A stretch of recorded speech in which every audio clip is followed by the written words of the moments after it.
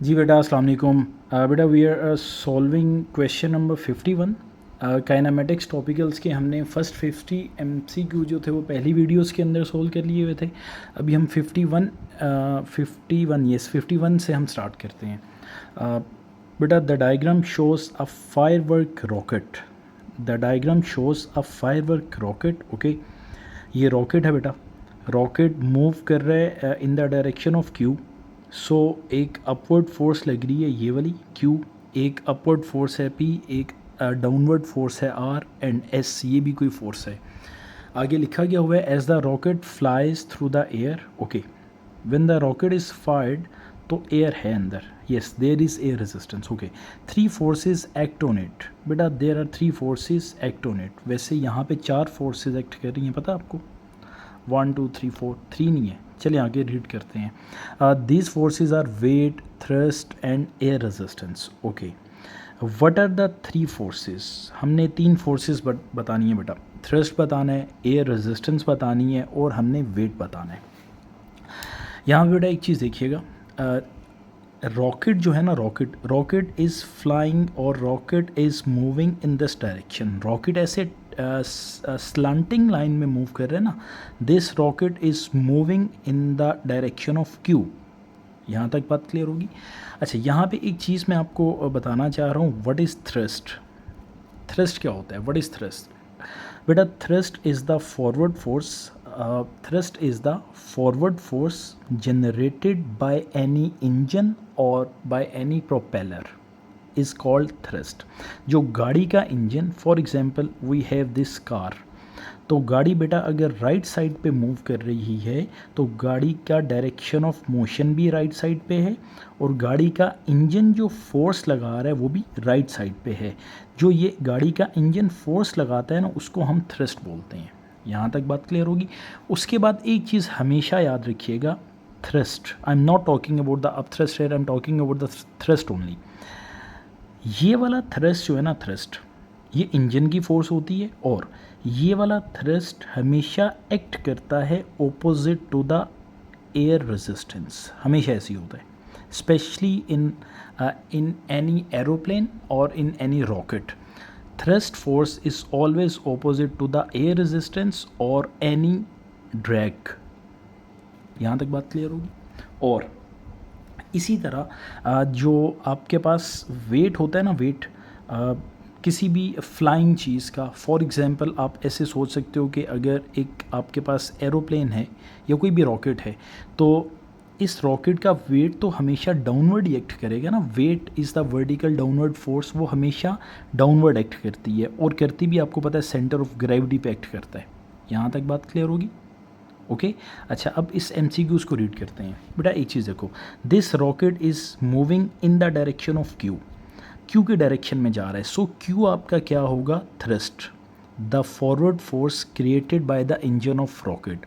इस थ्रस्ट को ना हमेशा एयर रेजिस्टेंस ने बैलेंस करना होता है, हमेशा। देखो एयर रेजिस्टेंस, यहाँ पे एयर रेजिस्टेंस एक्ट करेगी आपकी। कैसे एक्ट करेगी? देखो, रॉकेट का engine is applying forward force, ऊपर जाना चाह रहा है। Rocket is flying in this direction, तो रॉकेट का इंजन जो है वो इसी डायरेक्शन में फोर्स लगाएगा। This force is called thrust. अब यहाँ पे पता क्या है, इस पूरे एटमॉस्फेयर के अंदर एयर तो है, तो एयर कभी नहीं चाहेगी कि ये वाला रॉकेट जो है ना वो मुझे क्रॉस करके इस पूरी के पूरे एटमॉस्फेयर या इस एयर के अंदर ट्रेवल करे। इस वजह से ये वाला थ्रस्ट आया कहाँ से? Produced by the engine of the rocket. और ये वाला थ्रस्ट आपका फॉरवर्ड फोर्स है, because this thrust is much greater as compare to the air resistance. तो थ्रस्ट हमेशा एयर रेजिस्टेंस को बैलेंस करता है या इसके इक्वल हो जाता है। ओके, उसके बाद वेट क्या होता है? Weight is the vertical downward force which acts on the centre of gravity. तो अब आप देखो, weight is the vertical downward force, तो आर आपका वेट होगा। यहाँ तक बात क्लियर होगी? अच्छा, अब उसके बाद बेटा वेट के ऑपोजिट ये वाला जो पी है ना, पी एक्चुअली एक फोर्स है। आप इस तरह सोच सकते हो अभी के लिए ओ लेवल्स तक कि पी एक फोर्स है और पी जो है ना, पी और वेट आपस में P और R या P और वेट ये दोनों आपस में इक्वलाइज हो रहे हैं। ये वाली अपवर्ड फोर्स है और ये वाली डाउनवर्ड फोर्स है। होता क्या है पूरा कॉन्सेप्ट, मेरी बात सुनो बेटा। ये जो रॉकेट इस तरफ जा रहा है ना, इसके परपेंडिकुलरली ना एक और फोर्स होती है लिफ्ट फोर्स। लिफ्ट फोर्स, ये जो लिफ्ट फोर्स है ना, लिफ्ट फोर्स हमेशा वेट को बैलेंस करती है। तो एक्चुअली लिफ्ट फोर्स हमेशा परपेंडिकुलरली एक्ट करती है। और बेटा ये वाला जो P है ना, P आप इस तरह सोच सकते हो, P इज़ द पार्ट और component of lift force which is balancing the weight. ये हमारे सिलेबस में नहीं है, ये फिज़िक्स A2 स्पेशली AS के अंदर भी आप लोगों को पता चल जाएगा, लेकिन स्पेशली फिज़िक्स A2 में सर्कुलर मोशन में आप डिटेल से पढ़ोगे। सो दैट्स वाई हमारे सिलेबस में ये है अभी ओ लेवल्स तक कि थ्रस्ट हमेशा बेटा एक ऐसी फोर्स होती है। Thrust is the forward force produced by any engine और बाय एनी प्रोपेलर, ओके। और थ्रस्ट जो है ये फॉरवर्ड फोर्स होगी। थ्रस्ट के ऑपोजिट हमेशा एयर रेजिस्टेंस एक्ट करती है। और बेटा जो वेट होता है ना, weight is the vertical downward force, और वेट हमेशा लिफ्ट फोर्स के साथ पंगे करता है। लिफ्ट फोर्स हमेशा वेट को इक्वल करती है या इसके ऑपोजिट होती तो lift force perpendicular to the aeroplane या perpendicular to the surface of the rocket है। बट ये वाला जो P है ना, P is also the part of lift force, P is also the component of lift force, जो हमारे syllabus में नहीं है। तो हमारे सिलेबस में बस आपने एक बात याद रखनी है कि thrust is the forward force produced by the engine of rocket. So rocket is moving in the direction of Q, और thrust is more than the air resistance. Thrust के ऑपोजिट हमेशा एयर रेजिस्टेंस होती है। और weight is the vertical downward force. और ये वाली जो अपवर्ड फोर्स है, P वाली जो फोर्स है, ये कोई ना कोई फोर्स तो है ना जो वेट को बैलेंस कर रही है। आप ऐसे याद रख सकते हो, ठीक है। तो अब आप ऑप्शंस देख लो। थ्रस्ट, P थ्रस्ट होगा आपका, हो ही नहीं सकता। उसके बाद बेटा P थ्रस्ट नहीं हो सकता, no. Thrust is Q, yes, Q आपका थ्रस्ट है। और उसके बाद एयर रेजिस्टेंस आपकी R, नो बेटा, एयर रेजिस्टेंस R नहीं है, R तो आपका वेट है। तो C ऑप्शन भी इज़ इनकरेक्ट। D पे आ जाओ। थ्रस्ट आपका Q है, गुड। एयर रेजिस्टेंस आपकी S है, because air resistance and thrust are opposite to each other. और वेट इज़ R, ओके बेटा, D option is correct, right. Let's move on the next question. MCQ number 52.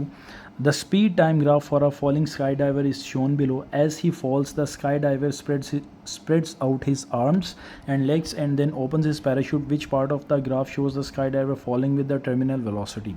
बेटा ये जो MCQ number 50 है ना, 50, ये हमने पहले सॉल्व किया हुआ है पिछली वीडियोस के अंदर। तो इसका ऑप्शन, करेक्ट ऑप्शन जो है ना, वो D है। वैसे मैं आपको देख के बता भी देता हूँ कि ये MCQ कौन सा बेटा, ये MCQ नंबर 20, MCQ नंबर 50 और MCQ number 20 both are same, right जनाब। उसके बाद है 53, a particle P is moving in a horizontal circle और circular circle about O, P moves at, बेटा ये भी हमने MCQ किया हुआ है। MCQ नंबर 53 हमने पहले से किया हुआ है। ये रिपीट हो रहा है क्वेश्चन। इसका आंसर था the force of constant size X on, no, yes, the force of constant size X on P towards हो। एक कॉन्स्टेंट साइज की फोर्स है जो P पे एक्ट कर रही है in the direction of O। और आपको पता है ना, centripetal force is the radial inward force directed towards the centre, radius के अलोंग एक्ट करती है, डायरेक्टेड टुवर्ड्स द सेंटर होती है। तो बेटा इसका ऑप्शन आपके पास है B ऑप्शन करेक्ट है। मैं चेक भी कर देता हूँ ये वाला कौन से वाला MCQ है हमारे पास। अभी हम 53 कर रहे हैं ना बेटा, MCQ नंबर 53 और 26, MCQ नंबर 53 और 26 आर सेम, जो पिछली वीडियो में डिटेल्ड एक्सप्लेन हुआ है। उसके बाद जनाब MCQ number 54, the diagram shows the speed time graph of the motion of a car for 4 seconds.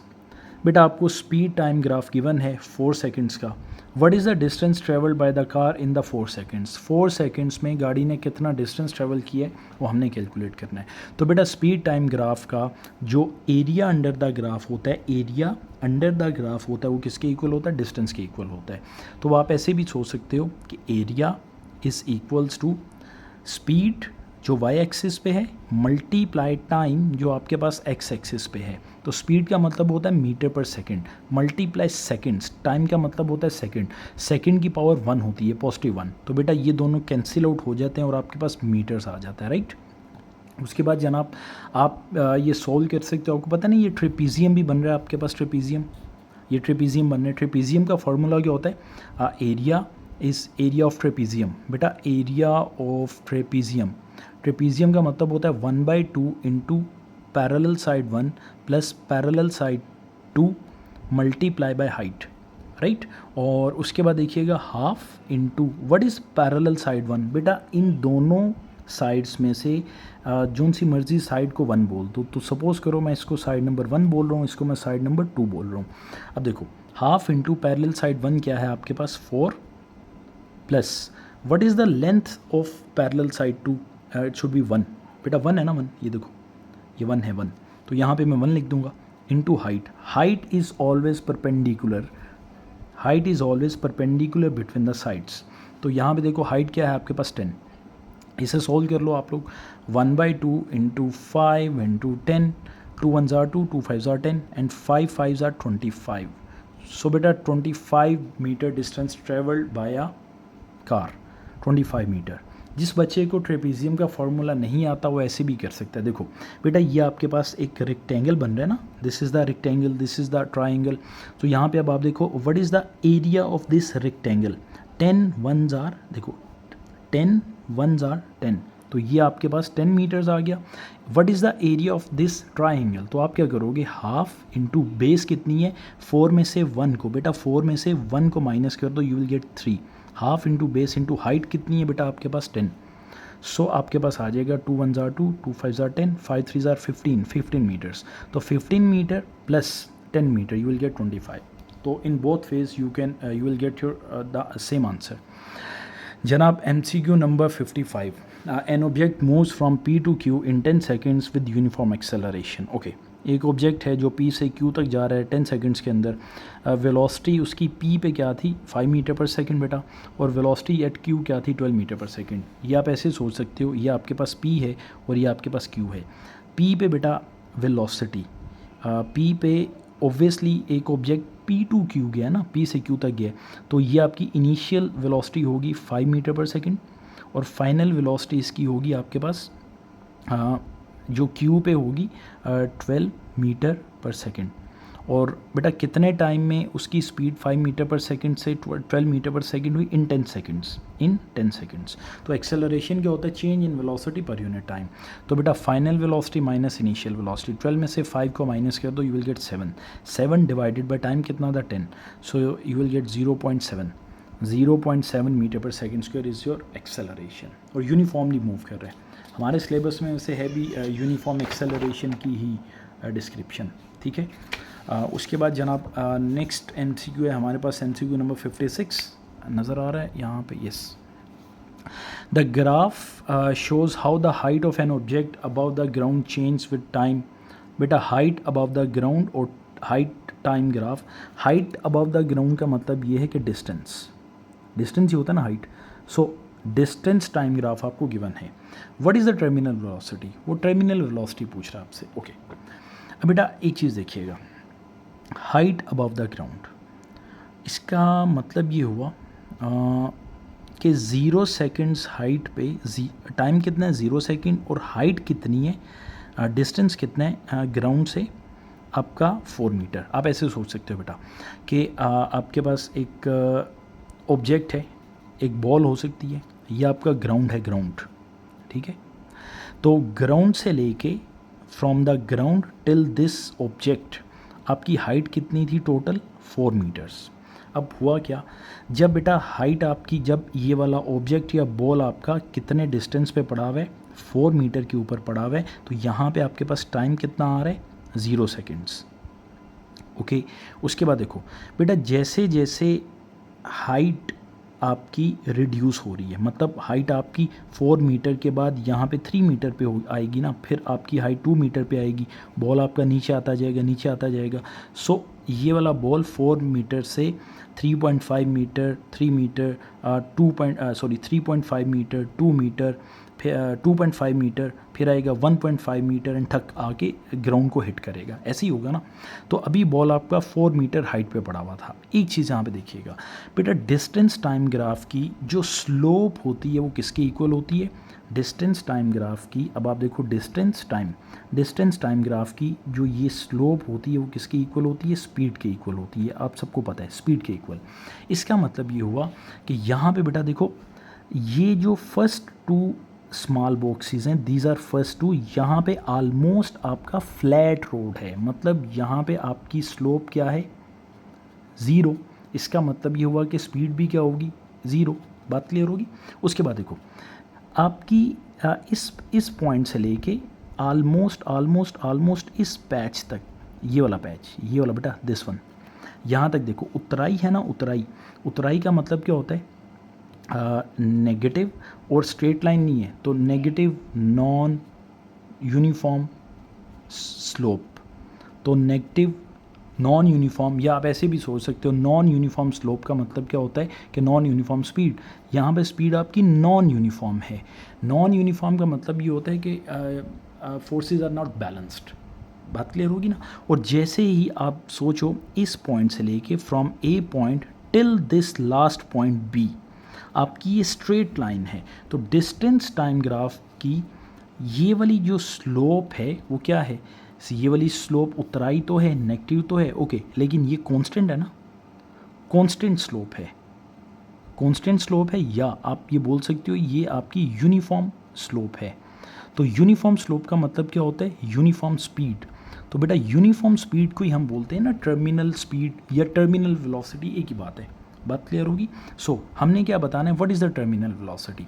तो बेटा ए पॉइंट से लेके बी तक ही स्ट्रेट लाइन है। स्ट्रेट लाइन का मतलब होता है कांस्टेंट, ये यूनिफॉर्म स्पीड। तो यूनिफॉर्म स्पीड का मतलब ये होता है कि terminal velocity when the forces are balanced. तो यहाँ पे भी अब आप देख सकते हो, आप इस पॉइंट से टाइम रीड करोगे, नीचे आ जाओ इस पॉइंट पे, तो आपके पास ये वाला टाइम पता कितना आएगा? 0.5, 0.6, इट शुड बी 0.7, ये वाला 0.7 है, 0.8, 0.9, 0.10, यस 1। ठीक है बेटा। एक्स एक्सिस के अलोंग एक बॉक्स आपका स्मॉल बॉक्स किसके इक्वल है? 0.1 के इक्वल है। और बेटा इसी के ऊपर जाके अब यहाँ पे देख लो, ये वाली स्पीड की डिस्टेंस की वैल्यू देख लो। तो आपके पास क्या आएगी यहाँ पे? 4 में से बेटा 3 को माइनस करो 1 divided by number of boxes. बेटा 4 में से 3 को माइनस कर दो 1 divided by number of boxes present between 3 and 4, 1 2 3 4 5। तो बेटा 1 divided by 5 is equal to 0.2। तो बेटा एक बॉक्स स्मॉल बॉक्स आपका वाई एक्सिस के अलोंग 0.2 के इक्वल है। So 3, 3.2, 3.4, 3.6, you will get 3.6 metres distance. तो बेटा इस डिस्टेंस को अब आप क्या करोगे, ये वाला डिस्टेंस है, हाँ डिस्टेंस आ गया हुआ है आपके पास, ये वाला 0.7 सेकेंड्स आ गया हुआ है। अब हम वेलोसिटी कैलकुलेट कर लेते हैं।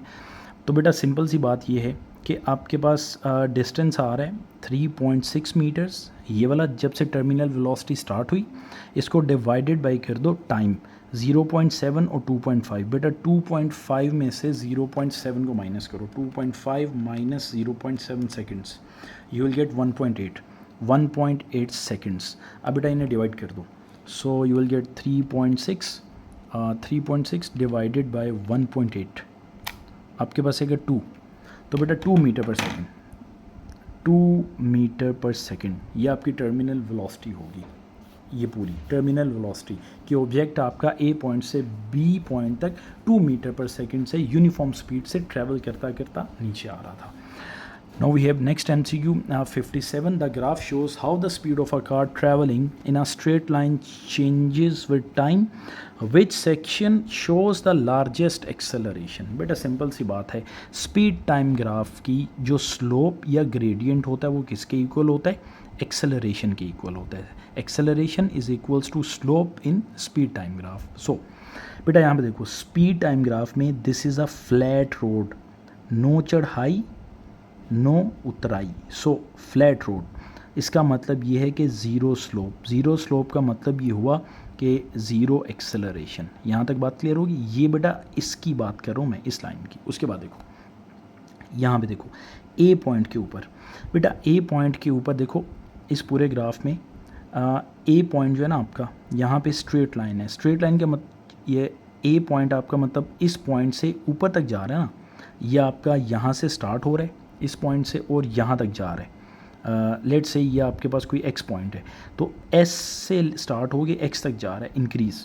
इसका मतलब हुआ ये चढ़ाई है तो पॉजिटिव, स्ट्रेट लाइन है तो यूनिफॉर्म। इसका मतलब हुआ यहाँ पे आपका एक्सेलरेशन पॉजिटिव यूनिफॉर्म है, पॉजिटिव यूनिफॉर्म स्लोप तो positive uniform acceleration.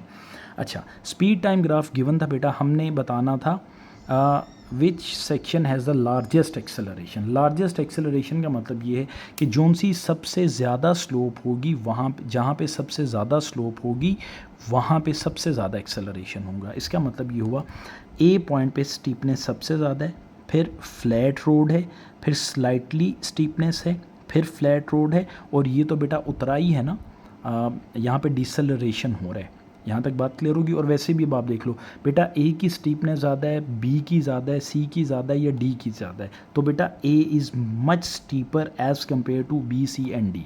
So A is our best answer. बात क्लियर होगी। सबसे ज़्यादा एक्सेलरेशन यहाँ पे होगा, उसके बाद डिसलरेशन या नेगेटिव एक्सेलरेशन यहाँ पे होगा, फिर उसके बाद आपका आएगा ये वाला, क्योंकि सबसे ज़्यादा स्लोप यहाँ पे है, फिर उसके बाद स्लोप यहाँ पे है, फिर यहाँ पे है बी पे, और फिर सी पे ज़ीरो एक्सेलरेशन होगा। बात क्लियर होगी। Now we have next MCQ number 58। An object falls from rest to air, an object falls from rest through air and air resistance on it increases. Okay बेटा, एक object है जो rest से fall कर रहा है air के अंदर and air resistance on it increases. The object reach terminal velocity which quantity decreases until it's terminal velocity is reached. बेटा इसका आंसर होगा आपके पास विच क्वांटिटी डिक्रीजेस। बेटा एक्सेलरेशन डिक्रीज़ करेगा। अच्छा होगा कैसे, मैं दोबारा बताता हूँ। देखो बेटा, एक ऑब्जेक्ट था आपके पास, ये मैं एमसीक्यू नंबर 58 की बात कर रहा हूँ। एक ऑब्जेक्ट था, आपने इसको ड्रॉप किया एयर के अंदर। बेटा जब आपने ड्रॉप करना था तो इसकी स्पीड क्या थी, 0 मीटर पर सेकेंड। वेट तो इसका नीचे की तरफ एक्ट करेगा ना, और एयर रेजिस्टेंस किधर होगी, अपवर्ड। यहाँ तक बात क्लियर होगी। अच्छा, अब आपको एक चीज़ पता है ना, हमने पिछली वीडियोस के अंदर डिटेल में मतलब डिस्कस किया हुआ है कि air resistance is directly proportional to speed. Speed ज़्यादा तो एयर रेजिस्टेंस भी क्या होती है, ज़्यादा। यहाँ पे मैंने एक रिलेशन बताया था आपको इसके बाद, जो हमने अच्छी तरह डिस्कस किया हुआ है पिछली वीडियोस में, कि बेटा जब स्पीड ज़्यादा होती है तो एयर रेजिस्टेंस भी क्या होती है, ज़्यादा। और बेटा एयर रेजिस्टेंस जब ज़्यादा होती है ना, तो इसका मतलब ये होता है कि रिजल्टेंट फोर्स आपके पास क्या हो रही है, डिक्रीज़। बात क्लियर होगी। बेटा स्पीड ज़्यादा तो एयर रेजिस्टेंस ज़्यादा, एयर रेजिस्टेंस ज़्यादा तो रिजल्टेंट फोर्स कम। बात क्लियर होगी। So resultant force is directly proportional to acceleration. So resultant force आपकी ज़ीरो हो जाती है जब आपका ऑब्जेक्ट टर्मिनल वेलोसिटी अचीव करता है, तो एक्सेलरेशन भी आपका ज़ीरो हो जाता है। इसका मतलब ये हुआ कि रिजल्टेंट फोर्स भी कम हो रही है और एक्सेलरेशन भी आपका क्या हो रहा है, कम, because resultant force is directly proportional to acceleration. So यहाँ पे बेटा एक्सेलरेशन आपका रिड्यूस करेगा। उसके बाद जनाब MCQ number 59, a satellite is orbiting the earth, what is the direction of the force on the satellite causing this circular motion। बेटा A option ऊपर आया हुआ है यहाँ पे, away from the centre of the earth, B is हो क्या रहा है, a satellite is orbiting the earth. बेटा सपोज करो आप लोगों के पास ये एक अर्थ है, अर्थ के अराउंड एक सैटेलाइट जो है वो ऑर्बिट कर रही है, अर्थ के अराउंड एक सैटेलाइट ऑर्बिट कर रही है। सिंपल सी बात है बेटा, this satellite is revolving around the earth ना, अराउंड द अर्थ। इसका मतलब ये हुआ कोई भी चीज़ जब सर्कुलर मोशन में होती है तो यहाँ पे एक सेंट्रीपिटल फोर्स एक्ट करती है, ठीक है। सेंट्रीपिटल फोर्स की वजह से कोई भी चीज़ सर्कुलर मोशन में मूव करती है। So this centripetal force is equals to the gravitational force, ठीक है, और this centripetal force is directed towards the centre of earth. Simple सी बात है। ये वाला क्वेश्चन भी हमने काफ़ी दफ़ा डिस्कस किया हुआ है प्रीवियस कॉन्सेप्ट्स के अंदर। तो यहाँ पे अब हम पढ़ लेते हैं options. A satellite is orbiting the earth, what is the direction of the force on the satellite causing this circular motion. A option है बेटा away from the centre of the earth, no. अब B in the direction of the motion of satellite, no बेटा in the direction of motion तो satellite तो velocity होती है ना, tangential velocity, ये नहीं है। C in the opposite direction to the motion, opposite to the direction of motion ये है, मतलब अगर सेटेलाइट आपकी ऐसे एंटी क्लॉकवाइज रिवॉल्व कर रही है तो ऑपोजिट डायरेक्शन ये होगी ना, ऐसा भी पॉसिबल नहीं है। डी ऑप्शन है बेटा towards the centre of earth, yes centripetal force is acting towards the centre of earth, D option is correct. Now MCQ number 60, an object falls from rest through air, its velocity increases until it reaches the terminal velocity, which quantity increases until its terminal velocity is reached? बेटा simple सी बात है, हम एक object को जब भी air के अंदर ड्रॉप करते हैं तो आपको ये पता है स्पीड ज़्यादा तो एयर रेजिस्टेंस भी क्या होती है ज़्यादा, स्पीड ज़्यादा तो एयर रेजिस्टेंस भी क्या होगी ज़्यादा। अगर ये दोनों चीज़ें ज़्यादा हो रही हैं तो इसका मतलब ये होता है कि एयर रेजिस्टेंस अगर ज़्यादा हो रही है तो रिजल्टेंट फोर्स आपकी क्या हो रही है, रिड्यूस। बात क्लियर होगी। इसका मतलब ये होगा कि N object falls from the rest through air, its velocity increases, okay velocity increases तो बेटा air resistance increases until it reaches the terminal velocity, which quantity increases until it reaches the terminal velocity is reached, okay बेटा terminal velocity जब तक achieve नहीं हो जाती ना तब तक पता क्या होता है, तब तक आपकी एयर रेजिस्टेंस जो है ना वो इंक्रीज़ होती है। देखो वेलोसिटी इंक्रीजेस या स्पीड इंक्रीजेस तो एयर रेजिस्टेंस इंक्रीजेस, सिंपल सी बात है, और एक्सेलरेशन डिक्रीजेस और रिजल्टेंट फोर्स भी डिक्रीजेस और weight will remain the same through the motion. ठीक है, ये हमने पहले कॉन्सेप्ट्स पढ़े में, इस वजह से मैं ज़्यादा डेप्थ में बात नहीं कर रहा, डायरेक्ट आपको मतलब पॉइंट टू पॉइंट बात बता रहा हूँ। ये लास्ट MCQs हैं हमारे टॉपिकल्स के, ठीक है। उसके बाद जनाब MCQ number 61, the distance travelled by a car is increasing uniformly as it is driven along a straight road uphill, okay, which quantity for the car is constant but not zero.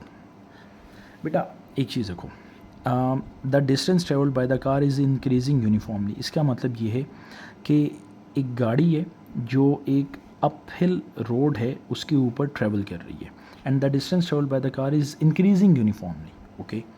अच्छा आप एक चीज़ देखो बेटा, ये ground था आपका, ground ये ग्राउंड है और ये आपकी हाइट है, ये आपका अपहिल है।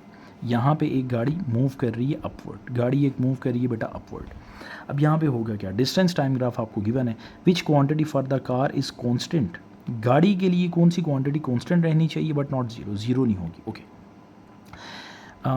बेटा अगर ज़ीरो नहीं होगी, okay, let's see, acceleration zero हो सकता है। एक्सेलरेशन आप ऐसे सोचो ना कि डिस्टेंस टाइम ग्राफ की जो स्लोप है, स्लोप वो किसकी इक्वल होती है, स्लोप। बेटा यहाँ पे देखो चढ़ाई है तो पॉजिटिव स्ट्रेट लाइन है तो यूनिफॉर्म, सो यहाँ पे पॉजिटिव यूनिफॉर्म स्लोप है, इसका मतलब ये होगा कि पॉजिटिव यूनिफॉर्म स्पीड। यहाँ तक बात क्लियर होगी। अच्छा गाड़ी मूव कर रही है, गाड़ी इज़ एक्सेलरेटिंग, ठीक है, गाड़ी इज़ एक्सेलरेटिंग, और अगर गाड़ी का डिस्टेंस यूनिफॉर्मली कवर हो रहा है तो स्पीड आपकी पॉजिटिव यूनिफॉर्म है, पॉजिटिव यूनिफॉर्म स्पीड है, तो इसका मतलब ये होगा कि एक्सेलरेशन वहाँ पे ज़ीरो तो नहीं हो सकता ना, पॉजिटिव यूनिफॉर्म। अच्छा अब विच quantity for the car is constant रहेगी बट नॉट ज़ीरो, ज़ीरो नहीं होगी, ठीक है। ग्रेविटेशनल पोटेंशियल एनर्जी नहीं। और बेटा एक चीज़ देखो, जिन बच्चों के माइंड में अभी ये वाली बात आ रही है ना कि एक्सेलरेशन यहाँ पे ज़ीरो हो सकता है, अब ये चढ़ाई है ना, ऊपर जाते हुए कोई भी गाड़ी जब फोर्स लगाएगी अपवर्ड, तो बेटा गाड़ी का इंजन अपवर्ड फॉरवर्ड फोर्स लगा रहा है, सो फॉरवर्ड फोर्स का मतलब होता है थ्रस्ट, जो आज हमने पढ़ा, तो forward force is directly proportional to acceleration, तो यहाँ पे एक्सेलरेशन होगा थोड़ा बहुत, गाड़ी एक्सेलरेट कर रही है ना, गाड़ी का इंजन जोर तो लगा रहा है, फोर्स लगा रहा है, तो यूनिफॉर्म रहेगा उसका एक्सेलरेशन, लेकिन ज़ीरो नहीं हो सकता, ठीक है। अच्छा उसके बाद ग्रेविटेशनल पोटेंशियल एनर्जी, बेटा यहाँ से लेके स्टार्ट से लेके एंड तक अगर हाइट गेन हो रही है तो GP भी ज़ीरो नहीं है, सिंपल सी बात है। और एक बात और, जिन बच्चों को एक्सेलरेशन वाले ऑप्शन में कन्फ्यूजन है वो D ऑप्शन पहले देख लो। बेटा देखो गाड़ी का इंजन अपवर्ड फोर्स तो लगा रहा है ना, अपवर्ड फोर्स का मतलब ये होता है कि रिजल्टेंट फोर्स ज़ीरो नहीं है, इसका मतलब ये हुआ कि resultant force is directly proportional to acceleration, तो एक्सेलरेशन भी ज़ीरो नहीं है। बात क्लियर होगी यहाँ तक? अच्छा, उसके बाद देखो काइनेटिक एनर्जी। काइनेटिक एनर्जी का मतलब ये हुआ कि अगर गाड़ी आपकी यूनिफॉर्म स्पीड से मूव कर रही है तो काइनेटिक एनर्जी का फॉर्मूला होता है आपके पास ½ mv²। इसका मतलब हुआ कि स्पीड v का मतलब होता है स्पीड आपकी अगर यूनिफॉर्म है नॉट ज़ीरो, यूनिफॉर्म है, विच quantity for the car is constant. इसका मतलब ये हुआ कि स्पीड तो हमारी क्या है, कांस्टेंट, और स्पीड के कांस्टेंट होने की वजह से मास भी कांस्टेंट होता है और kinetic energy will remain constant. यहाँ तक बात क्लियर होगी? काइनेटिक एनर्जी आपकी कांस्टेंट ही रहेगी। हाँ, हाईएस्ट पॉइंट पे जाके अगर गाड़ी रुक जाती है तो काइनेटिक एनर्जी आपकी जीपी के इक्वल आ जाएगी। अदरवाइज मूविंग ऑब्जेक्ट के अंदर जब तक गाड़ी मूव करती रहेगी तब तक उसकी गाड़ी की फोर्स कांस्टेंट थी, गाड़ी एक यूनिफॉर्म स्पीड से अपवर्ड जा रही थी, इस वजह से उसकी काइनेटिक एनर्जी कांस्टेंट रहेगी। So C option is the best answer. Okay, उसके बाद देखिएगा बेटा, the speed MCQ number 62, the speed time graph represents a short journey. Simple सी बात है बेटा, स्पीड टाइम ग्राफ। एक बात और भी, which distance time graph represents the same journey. Okay, अब यहाँ पे बेटा एक चीज़ देखो, स्पीड टाइम ग्राफ आपको गिवन है, आपने डिस्टेंस टाइम ग्राफ बताना है। ये है इंटर कन्वर्जन्स ऑफ ग्राफ जो हमने पढ़ा हुआ है क्लास के अंदर। अब देखो बेटा, स्पीड की वैल्यू क्या हो रही है, स्पीड टाइम ग्राफ पे स्पीड की वैल्यू हो रही है 0 metre per second, 10 metre per second, 20 metre per second, 30 metre per second, पता नहीं, लेट्स से यहाँ पे गाड़ी की स्पीड है आपके पास 40 मीटर पर सेकंड। मतलब गाड़ी की speed is increasing from 0 metre per second to 40 metre per second. इसका मतलब ये हुआ कि अगर गाड़ी की स्पीड ज़्यादा हो रही है, speed of a car is increasing. बात क्लियर होगी यहाँ तक?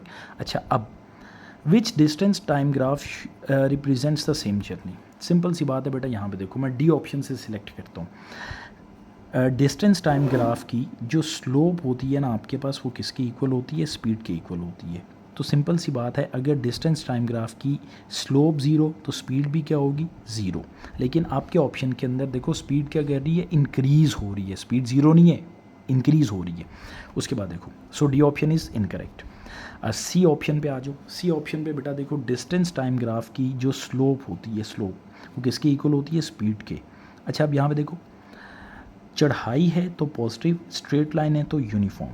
सो पॉजिटिव यूनिफॉर्म स्लोप, इसका मतलब हुआ पॉजिटिव यूनिफॉर्म स्पीड। तो बेटा ये पॉजिटिव यूनिफॉर्म तो नहीं है, पॉजिटिव यूनिफॉर्म स्पीड का मतलब ये होता है बेटा, पॉजिटिव यूनिफॉर्म स्पीड का मतलब ये होता है, ये this is a positive uniform speed. ये नहीं है, यहाँ पे स्पीड की वैल्यू आपकी क्या हो रही है, इंक्रीज़। ओके, सो ये ऑप्शन नहीं हो सकता। C option is incorrect. उसके बाद बेटा बी ऑप्शन पे आ जाओ। बी ऑप्शन पे क्या हो रहा है, पहले आपकी यहाँ तक स्लोप देखो, आपकी स्लोप क्या आ रही है, ये वाली positive decreasing. Distance time graph की स्लोप क्या है, पॉजिटिवली डिक्रीजिंग। इसका मतलब है कि पॉजिटिव डिक्रीजिंग स्लोप और पॉजिटिव डिक्रीजिंग स्पीड। लेकिन बेटा पॉजिटिव डिक्रीजिंग स्पीड, तो ग्राफ देखो जो आपको गिवन है, ये पॉजिटिव डिक्रीजिंग स्पीड तो नहीं है, स्पीड तो आपकी पॉजिटिवली इंक्रीज़ कर रही है ना, पॉजिटिवली, बल्कि पॉजिटिव यूनिफॉर्मली इंक्रीज़ कर रही है। यहाँ तक बात क्लियर होगी? अब ए ऑप्शन बचता है। ए ऑप्शन का मतलब ये हुआ, डिस्टेंस टाइम ग्राफ का जो ग्रेडियंट है बेटा, ग्रेडियंट स्लोप देखो, स्लोप है आपकी पॉजिटिव इंक्रीजिंग स्लोप। इसका मतलब ये होगा, positive increasing slope is equals to positive increasing speed. जो स्लोप का आंसर है वही स्पीड का आंसर है। सो चढ़ाई है तो positive increasing, this line is getting parallel to Y axis, positive increasing slope तो पॉजिटिव इंक्रीजिंग स्पीड। तो पॉजिटिव इंक्रीज, हाँ बेटा ये यूनिफॉर्मली इंक्रीज़ कर रही है, मैं समझ रहा हूँ ये यूनिफॉर्मली इंक्रीज़ कर रही है। लेकिन अगर आप इस लाइन को ऐसे भी बनाते ना तब भी ठीक होता, मतलब ये इतनी डिटेल नहीं चाहिए। तो यहाँ पे बस आपने ये देखना है कि पॉजिटिव इंक्रीजिंग स्लोप तो पॉजिटिव इंक्रीजिंग स्पीड। सो आपका जो गिवन ग्राफ था वहाँ पे स्पीड आपकी पॉजिटिवली इंक्रीज़ कर रही थी, ठीक है। अब यूनिफॉर्मली इंक्रीज़ कर रही है, लेकिन यहाँ पे ग्रेडियंट आपका स्लाइटली चेंज है, तो इससे कोई डिफरेंस नहीं आएगा, क्योंकि हमने डिस्टेंस टाइम ग्राफ का ग्रेडियंट देखना है, क्योंकि ग्रेडियंट आपका स्पीड के इक्वल होता है। तो पॉजिटिव इंक्रीजिंग स्लोप तो positive increasing speed. So A option is the best answer.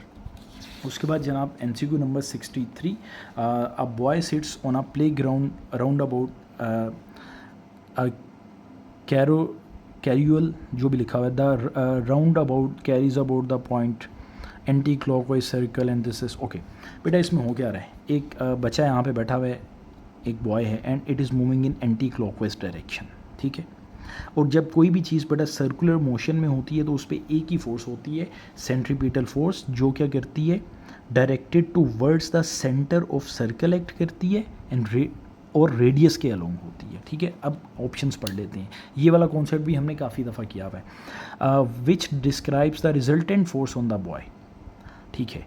बेटा रिजल्टेंट फोर्स तो आपको पता है ना कि centripetal force is the unbalanced resultant force which is along the radius directed towards the centre of circle. So the resultant force is zero. बेटा resultant force अगर zero होती तो कभी भी ये वाला बंदा सर्कुलर मोशन में ना होता। द रिजल्टेंट बी ऑप्शन है, the resultant force is in the direction W. No बेटा आउटवर्ड नहीं होगी, रॉन्ग। सेंट्रीपिटल फोर्स हमेशा इनवर्ड होती है, जो डायरेक्टेड टुवर्ड्स द सेंटर होती है, आउटवर्ड नहीं होती। आउटवर्ड पता क्या होता है, centrifugal force, not in our syllabus. उसके बाद देखो सी ऑप्शन है, the resultant force is in the direction X. बेटा एक्स डायरेक्शन में ना टेंजेंशियल वेलोसिटी होती है, अगर आप लोगों को याद हो टेंजेंशियल वेलोसिटी, सो ये ऑप्शन भी नहीं हो सकता। The resultant force is in the direction of Y, yes resultant force होगी आपकी वाई की डायरेक्शन में, so D option is the correct answer. उसके बाद जनाब MCQ number 64, when a heavy coin falls a short distance towards the ground, it doesn't reach terminal velocity. Why is this? A option है बेटा, coin has not hit the ground. The weight of the coin equals the air resistance. No. The weight of the coin increases as the air resistance increases. No. Weight हमेशा same रहता है throughout the motion. The weight of the coin is always more than air resistance at a shortest distance. D option is correct.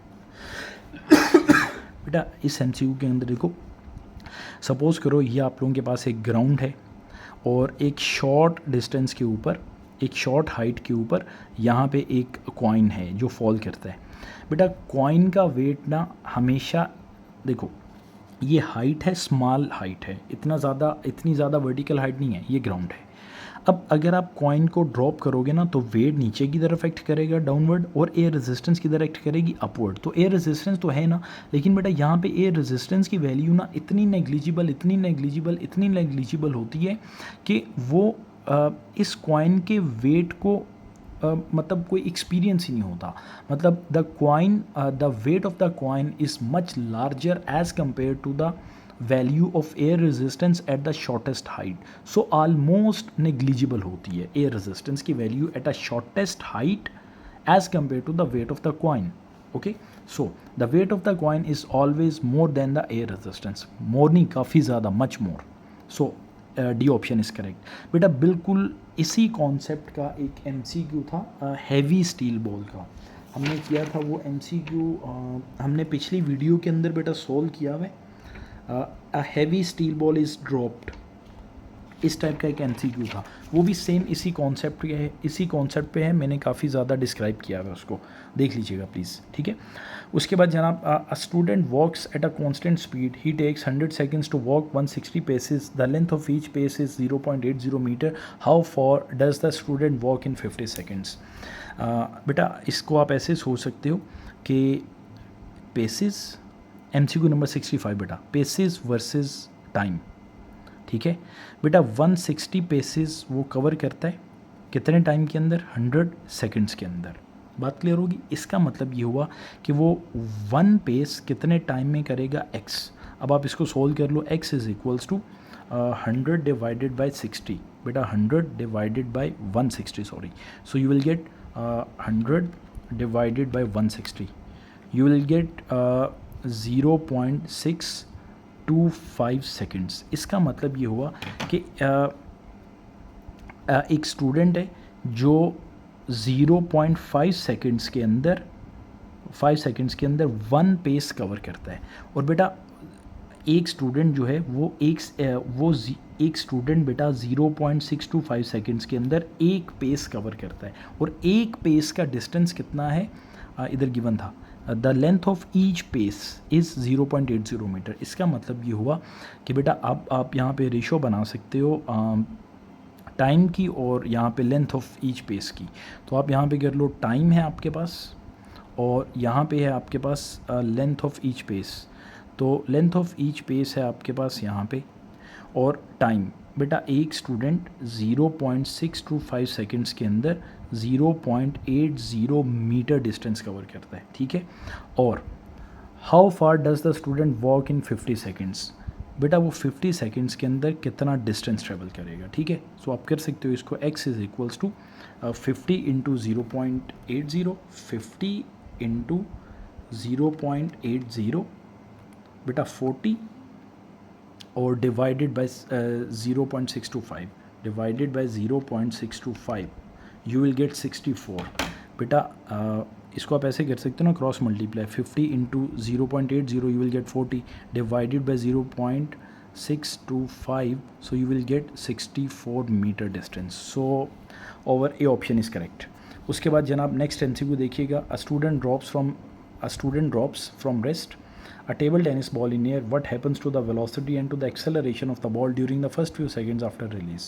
बेटा velocity तो उसकी increase करेगी, ये option भी incorrect है, velocity डिक्रीज़ नहीं कभी भी करती, बी ऑप्शन भी इनकरेक्ट है। सो velocity will never decrease, velocity will increase but acceleration will decrease, C option is correct. बेटा ये वाला जो MCQ नंबर 66 है ना आपके पास, MCQ number 66 same MCQ number 66, MCQ number 43 और बेटा MCQ number 18, MCQ number 18, yes बेटा ये तीनों सेम है, रिपीट हुआ है। तो आप पिछली वीडियो में ये डिटेल्ड देख सकते हो इसकी, ठीक है।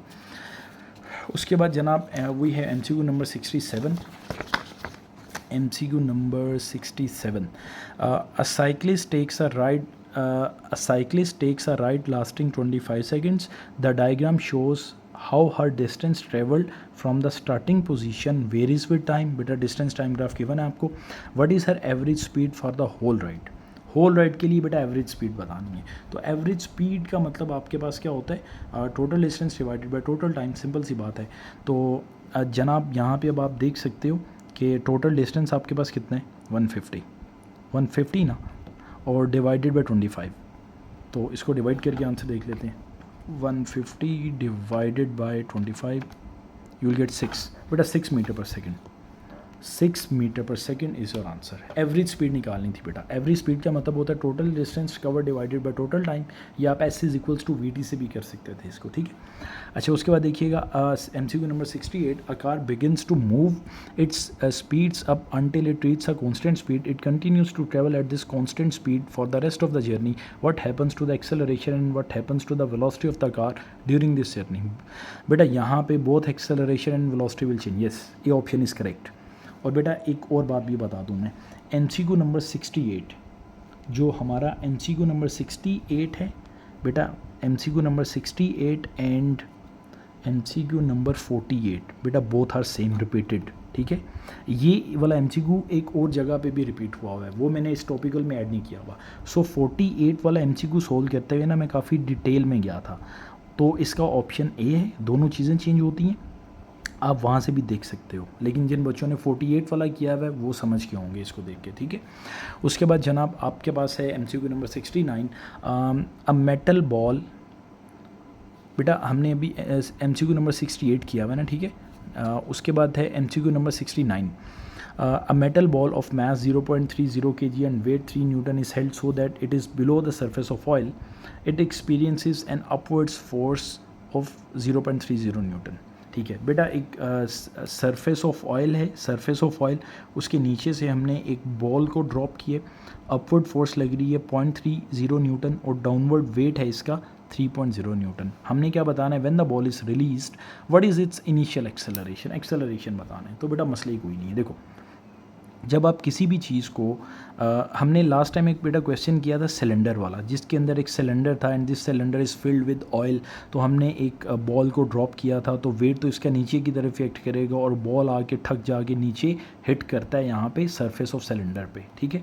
तो यहाँ पे एक चीज़ देखो बेटा, इन दोनों में से बड़ी फोर्स कौन सी है, weight is bigger than the upward force. So weight आपके पास होगा फॉरवर्ड फोर्स, अपवर्ड फोर्स होगी आपके पास बैकवर्ड फोर्स। यहाँ तक बात क्लियर होगी।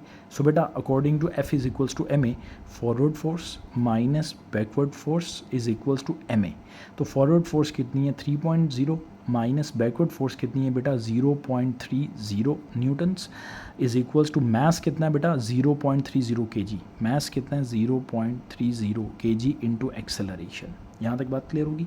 अब आप इसको सोल्व कर सकते हो 3.0 माइनस 0.30 यू विल गेट 2.7 और बेटा divided by 0.30 is equals to acceleration. So 2.7 divided by 0.30 you will get 9 meter per second square. But 9 meter per second square is equals to acceleration. So 9 meter per second square, B option is the correct answer. ठीक है। उसके बाद जनाब MCQ number 70, the earth travels in a circular orbit around the sun at a constant speed. Okay. बेटा सन है, सन के around earth is revolving ना, सन के अराउंड अर्थ इज़ रिवॉल्विंग। आपको पता है जब कोई भी चीज़ मूव करती है, इस केस में देखो बेटा earth is revolving around the sun. इसका मतलब ये है कि अर्थ अगर रिवॉल्व कर रही है तो अर्थ कोई भी चीज़ जब सर्कुलर मोशन में होती है तो उस पर एक ही फोर्स होती है, centripetal force Fc, which is directed towards the centre of sun. बात क्लियर होगी। और ये वाली फोर्स इनवर्ड होती है, रेडियस के अलोंग होती है, रेडियल इनवर्ड होती है। ये वाला MCQ बेटा हमने काफ़ी दफ़ा ना सोल्व किया हुआ है। मैं बार बार ये बात आज करी जा रहा हूँ वीडियो के अंदर, लेकिन वाकई में हमने सोल्व किए हुए हैं। जिन बच्चों ने वीडियोस देखी हुई है ना पहले मेरी, वो देख सकते हैं। और मैंने यहाँ पे भी देखा है, ये MCQ बेटा याद नहीं है मुझे कि कौन से वाला है, मैंने यहाँ पे सेपरेटली लिखे हुए हैं पहले, लेकिन वो समझ नहीं आ रही मुझे। ये वाला कॉन्सेप्ट भी हमने ना काफ़ी दफ़ा डिस्कस किया हुआ है। अच्छा अब देखो, earth is revolving around the sun. So earth अगर रिवॉल्व कर रही है तो बेटा एक ही फोर्स होगी जो इनवर्ड होगी, रेडियस के अलोंग होगी और directed towards the centre of circle होगी, वो है Fc, सेंट्रीपिटल फोर्स। ठीक है। सो बेटा जिस डायरेक्शन में सेंट्रीपिटल फोर्स होती है ना, और सेंट्रीपिटल फोर्स होती क्या है, resultant unbalance, resultant force, centripetal force is the resultant force, centripetal force is the unbalanced force. इसका मतलब ये होगा कि अगर सेंट्रीपिटल फोर्स एक रिजल्टेंट फोर्स है, so resultant force is directly proportional to acceleration. So जिस डायरेक्शन में रिजल्टेंट फोर्स होगी उसी डायरेक्शन में एक्सेलरेशन होगा। इस वजह से यहाँ पे देखो, which arrow show the direction of the acceleration of the earth and the direction of the velocity of the velocity of the earth. Okay, तो बेटा डायरेक्शन ऑफ एक्सेलरेशन पता किधर होगा, जिस तरफ फोर्स है, तो फोर्स किधर है, towards the sun, R. So direction of acceleration किधर होगा, R R R. Okay R. और direction of velocity Q, direction yes बेटा Q, D option is correct. पता क्यों, देखो ये इनवर्ड फोर्स है जो डायरेक्टेड टूवर्ड्स द सेंटर है, और ये आपकी क्यू जो है ना, ये टेंजेंशियल वेलोसिटी है, और टेंजेंशियल वेलोसिटी और जो सेंट्रीपिटल फोर्स होती है इनके दरमियान 90 डिग्रीज का एंगल होता है, ये भी आपको पता है। सो बेटा डी ऑप्शन इज़ करेक्ट। तो यहाँ तक अभी वीडियो काफ़ी है, काफ़ी लंबी हो गई हुई है, मैंने आज ज़रा स्लो पेस पे बनाए थे, बाकी टाइम भी ज़्यादा हो गया है। इंशाल्लाह ताला मैं कल आपको ये नेक्स्ट जो लास्ट 9 MCQs हैं ये भी कर दूँगा, सिंपल हैं, आपको आते भी होंगे, लेकिन मैं इंशाल्लाह ताला सोल्व करके वीडियो अपलोड कर दूँगा। ठीक है बेटा, थैंक यू सो मच, जज़ाकल्लाह, अल्लाह हाफ़िज़।